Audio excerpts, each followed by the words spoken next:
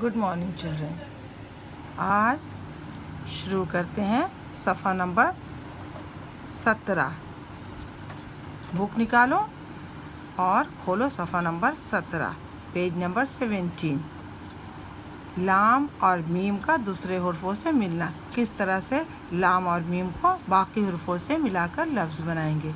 ये लाम है, उसके साथ रे है। ये लाम है, उसके साथ रे को जोड़ा गया। ये काफ अलिफ ज़बर का, लड़का।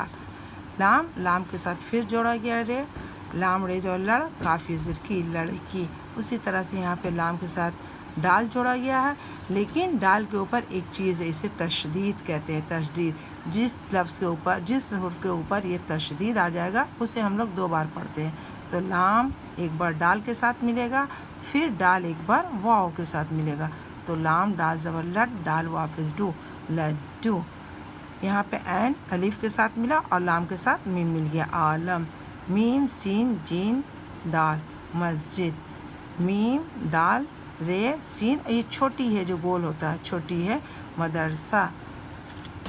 वाव अलीफ फिर लाम के साथ देखो किस तरह से दाल मिल गया, वालिद। उसी तरह से वाव अलीफ फिर लाम के साथ दाल मिला और छोटी है, वालदा। मुस्लिम, मीम सीन लाम, लाम के साथ फिर मीम मिल गया, मुस्लिम। उसके बाद फिर मीम, मीम के साथ दाल, फिर दाल। मदद।